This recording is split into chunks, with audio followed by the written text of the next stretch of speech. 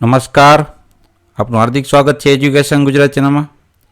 આજે આપણે ધોરણ 6ના જે ગુજરાતી પ્લસ વિષય છે, બરાબર, એના નવા જે કોર્સ છે એના સ્વાધ્યાય પોથીનું સંપૂર્ણ સોલ્યુશન આપણે વિડીયોના માધ્યમથી શીખવાના છીએ.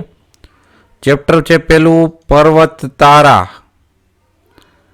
ચેનલ પર નવા વ્યુઅર ચેનલ સબસ્ક્રાઈબ કરો, વિડીયો ગમે તો લાઈક શેર કરી દેજો. દરેક વિષયના જે આપણે ચેપ્ટર વાઇઝ પ્લેલિસ્ટ ઉપલબ્ધ છે. ચેનલના પ્લેલિસ્ટ ઓપ્શનમાં જઈ અને તમે ચેક કરી શકશો, જેથી સરળતાથી શીખી શકો. પ્રશ્ન પહેલો છે, નીચેના દરેક પ્રશ્નના ઉત્તર માટે આપેલા વિકલ્પમાંથી સાચો વિકલ્પ શોધી એનો ક્રમ અક્ષર પ્રશ્ન સામે આપેલા બોક્સમાં લખવાનો છે. આ તમારો પહેલો પ્રશ્ન છે. એમાં પેટા પ્રશ્ન પહેલો છે, પર્વત તારા કાવ્યના કવિ કોણ છે? તો એ છે ઓપ્શન ડી, સુરેશ દલાલ. બીજો પ્રશ્ન, કવિએ ઈશ્વરના પોળા ખંભા કોને કહ્યા છે? તો એ ઓપ્શન સી છે, પર્વતને. ત્રીજો પ્રશ્ન, કવિની હોળીને કોણ હંકારશે? એમાં ઓપ્શન બી છે, જવાબ છે ઈશ્વર. પ્રશ્ન બીજો, કૌંસમાં આપેલા શબ્દમાંથી યોગ્ય શબ્દ પસંદ કરી ખાલી જગ્યા પૂરવાની છે. પેલી ખાલી જગ્યા એમ કીધી કે હે ઈશ્વર, હું તને જોઉં છું ક્યાંક ને ક્યાંક. તો જવાબ આવશે ક્યાંક ને ક્યાંક. બીજું, દરિયો તારું ખાલી જગ્યા વિશાળ, વૃક્ષો તારી વાત. તો ત્યાં આવશે દિલ. ત્રીજી ખાલી જગ્યા, અજવાળાના ખાલી જગ્યા વચ્ચે અંધારાની નદી હોય. તો કાંઠા. પ્રશ્ન ત્રીજો, ખરા ખોટા કહેવાના છે. એમાં પહેલું વિધાન છે સાચું, બીજું ખોટું, ત્રીજું સાચું અને ચોથું ખોટું વાક્ય છે. પ્રશ્ન ચોથો, વિભાગ અના વિભાગ બ માંથી ઉત્તર કહેવાય છે. અહીંયા આપણા વિભાગ અ માંથી સીધા ઉત્તર કીધા છે. સર એટલે સરોવર, સત એટલે સત્ય, સાર એટલે લાભ, કેસ એટલે મુકદમો અને પાસ એટલે ઉત્તીર્ણ. પ્રશ્ન પાંચમો, નીચેના પ્રશ્નના ઉત્તર એક એક વાક્યમાં લખો. પહેલો પ્રશ્ન, કવિ ઈશ્વરને ક્યાં ક્યાં જુએ છે? તેનો જવાબ છે કવિ ઈશ્વરને સર્વત્ર જુએ છે. બીજો પ્રશ્ન, કવિ પ્રકૃતિમાં કોના દર્શન કરે છે? તેનો જવાબ છે કવિ પ્રકૃતિમાં ઈશ્વરના દર્શન કરે છે. ત્રીજો પ્રશ્ન, કવિ કોને ભગવાનની આંખ ગણે છે? તેનો જવાબ છે કવિ સરોવરને ભગવાનની આંખ ગણે છે. ચોથો પ્રશ્ન, વિશાળ દિલ હોવું એટલે શું? તેનો જવાબ છે વિશાળ દિલ હોવું એટલે દરિયા જેવી વિશાળતા હોવી. પ્રશ્ન પાંચમો, ઈશ્વર આપણી સાથે કઈ રીતે સંતા કુકડી રમે છે? તેનો જવાબ છે ઈશ્વર રાડ, ત્રાડ, લાડ તેમજ મોરના ટહુકા રૂપી આપણી સાથે સંતા કુકડી રમે છે. છઠ્ઠો પ્રશ્ન, કવિએ જીવન માટે કયો શબ્દ પ્રયોજ્યો છે? તેનો જવાબ છે કવિએ જીવન માટે હોળી શબ્દ પ્રયોજ્યો છે. સાતમો પ્રશ્ન, ઈશ્વર સંતા કુકડી ક્યાં રમી રહ્યો છે? તેનો જવાબ છે ઈશ્વર મેઘધનુષ્યના રંગોમાં સંતા કુકડી રમી રહ્યો છે. પ્રશ્ન આઠમો, ઈશ્વર કયા સ્વરૂપે સોગાદ આપે છે? તેનો જવાબ છે ઈશ્વર ફૂલોના રંગ અને તેમની સુગંધ સ્વરૂપે સોગાદ આપે છે. નવમો પ્રશ્ન, હોળીને કોણ હંકારતું હશે? તેનો જવાબ છે હોળીને ઈશ્વર હંકારતા હશે. પ્રશ્ન છઠ્ઠો, નીચેના પ્રશ્નોના ઉત્તર 2-3 વાક્યમાં લખો. પહેલો પ્રશ્ન, કાવ્યમાં કવિ પ્રકૃતિના કયા કયા તત્વોમાં ઈશ્વરના દર્શન કરે છે? તેનો જવાબ છે કાવ્યમાં કવિ પ્રકૃતિમાં દરેક જગ્યાએ ઈશ્વરના દર્શન કરે છે. જેમ કે કવિ સરોવરને ભગવાનની આંખ ગણે છે, દરિયાની વિશાળતા એ ભગવાનના દિલ સાથે સરખાવી છે. પ્રશ્ન બીજો, મેઘધનુષ્ય અને મોરપીંછમાં શી સમાનતા હોય છે? તેનો જવાબ છે વાસ્તુશાસ્ત્રમાં ને હિન્દુ ધર્મમાં મોરપીંછને શુભ ને પવિત્ર માનવામાં આવે છે. એમ આકાશમાં મેઘના ગાજવીજ પછી દેખાતા મેઘધનુષ્યને વરસાદ માટે શુભ માનવામાં આવે છે. મેઘધનુષ્ય અને મોરપીંછમાં રંગોની સમાનતા છે. એ કૃષ્ણના મુકુટની શોભા છે, તો બીજું વરસાદી આકાશની શોભા છે. પ્રશ્ન સાતમો, નીચેના પ્રશ્નના ઉત્તર તમારી નોટબુકમાં લખવાનો છે. પ્રશ્ન આ રીતના છે, સૂર્ય અને ચંદ્ર એકબીજા સાથે સંતા કુકડી રમતા હોય એવું કેમ લાગે છે? તેનો જવાબ છે સૂર્ય અને ચંદ્ર આ સંતા કુકડી ખગોળની અદ્ભુત વિસ્મરણકારી કુદરતી ઘટના છે. ચંદ્રને પણ પૃથ્વીની જેમ અક્ષીય કક્ષીય ગતિ છે. ચંદ્ર પોતાની આસપાસ ફરતી વખતે પૃથ્વીની ફરતે પણ પ્રદક્ષિણા કરતો હોય છે. તેમજ પૃથ્વી સૂર્યની ફરતે પ્રદક્ષિણા કરતી હોય છે. તેથી જ ચંદ્ર સૂર્યની ફરતે સ્વતંત્ર રીતે ફરતો ન હોવા છતાં તે પણ સૂર્યની ફરતે જ પરોક્ષ રીતે પ્રદક્ષિણા કરે છે. એ રીતે સૂર્ય ચંદ્રને પૃથ્વીની ગતિને સ્થિતિને કારણે જ અમાસને પૂર્ણિમા સર્જાય છે.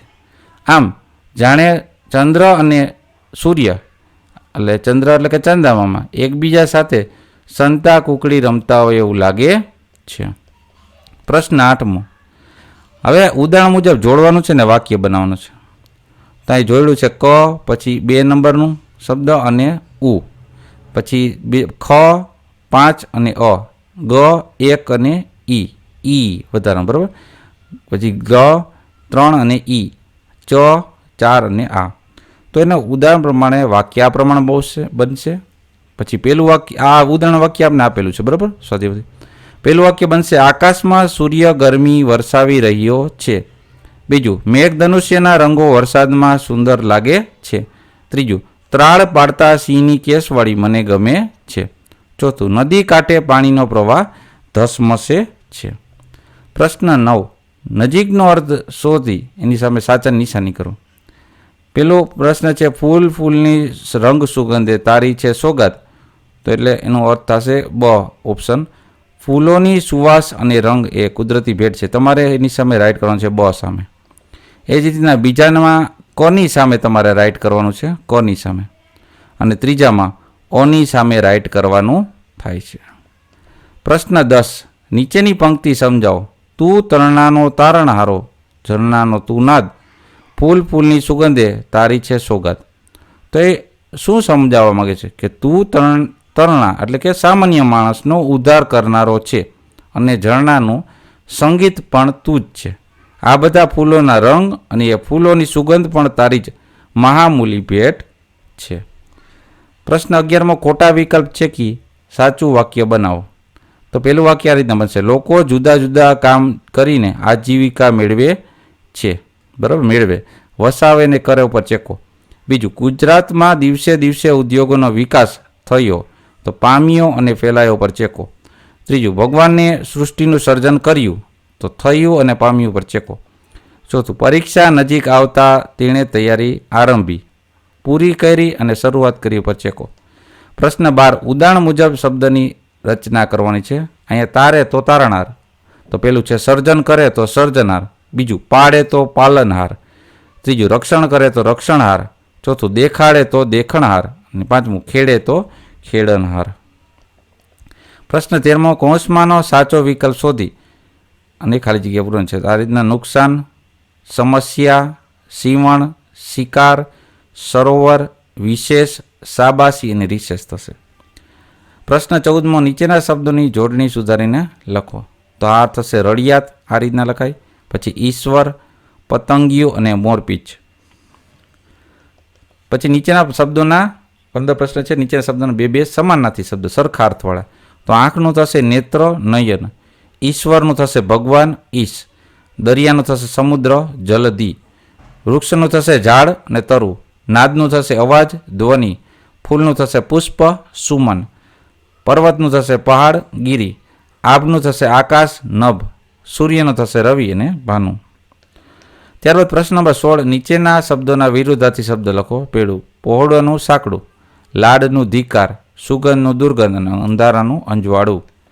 પ્રશ્ન 17. કાવ્યના પ્રાસની શબ્દની જોડી બનાવો. તો નાદનું સોગાદ, તમરાનું ભમરા, સૂરનું દૂર, વહેનું કહે. પ્રશ્ન 18. નીચેના રૂઢિપ્રયોગનો અર્થ આપીને વાક્યમાં પ્રયોગ કરવાનો છે. પેલું વિશાળ દિલનું હોવું એટલે કે ઉદાર હોવું. વાક્ય થશે સજ્જનો વિશાળ દિલના હોય છે. બીજું તારણહાર હોવું એટલે થશે ઉદ્ધારક હોવું. વાક્ય ઈશ્વર સૌનો તારણહાર છે. પ્રશ્ન 19. નીચેના શબ્દોની શબ્દકોશના ક્રમમાં ગોઠવવાનું છે. તો આ રીતના પ્રશ્ન આપ્યો છે. એનો ઉત્તર થશે ત્રાળ, પછી અલ્પવિરામ કરતું પર્વત, વૃક્ષો, સિંહ અને સોગાદ થશે. ત્યારબાદ પ્રવૃત્તિમાં 1 થી 3 પ્રશ્ન આપેલા છે. ચોથા પ્રશ્નનો આપણે ઉકેલ અહીંયા મેળવશું. તો શબ્દને લાગુ પડતા હોય આપણે જે એ રીતના લખવાના છે. તો વૃક્ષને લાગુ પડે પંખી, પાંદડા, ડાળી, લાકડા, ફૂલો, ફળ, વરસાદ, છાંયો, ઠંડક અને પ્રાણવાયુ. એ જ રીતના પર્વત છે તેને લાગુ પડશે વૃક્ષ, પથ્થર, માટી, પક્ષીઓ, પ્રાણીઓ, જીવજંતુઓ. ત્રીજું, આકાશને લાગુ પડશે વાદળ, સૂર્ય, ચંદ્ર, તારા અને મેઘધનુષ્ય. ચોથું, નદીને લાગુ પડશે પાણી, માછલી, હોળી અને ચીપલા. પ્રશ્ન 5, ઉદાહરણ મુજબ શબ્દ જોડી બનાવીને લખો. પતંગ એટલે દોરી લાગુ પડશે, કપડામાં સિલાઈ હોય, કાગળમાં પત્ર હોય, હોળી માટે દરિયો અને વૃક્ષ માટે ફળ. પ્રશ્ન 6 છે, પ્રાર્થના ગીત આધારે પ્રશ્નોના ઉત્તર લખો. પેલું, આપણને ઈશ્વરનો સાથ ક્યારે ક્યારે સાંપડે છે? તેનો જવાબ છે, આપણને ઈશ્વરનો સાથ હસતા હસતા, ઊંઘમાં, રાત્રિ અને દિવસે તેમજ સાંજ સવારે સાંપડે છે. બીજું, દુનિયા કોણે બનાવી છે? તેનો જવાબ છે, દુનિયા દેવે બનાવેલી છે. ત્રીજું, કવિ કોને રક્ષણહાર કહે છે? તેનો જવાબ છે, કવિ પરમાત્માને જ રક્ષણહાર કહે છે. તો આ હતા આપણે પાઠ 6ના ગુજરાતી પલાસ વિષયનો ચેપ્ટર પહેલાનો સ્વાધ્યાય પોથીનું સંપૂર્ણ સોલ્યુશન. જોતા રહો એજ્યુકેશન ગુજરાતી ચેનલ, શીખતા રહો. થેન્ક યુ, આભાર.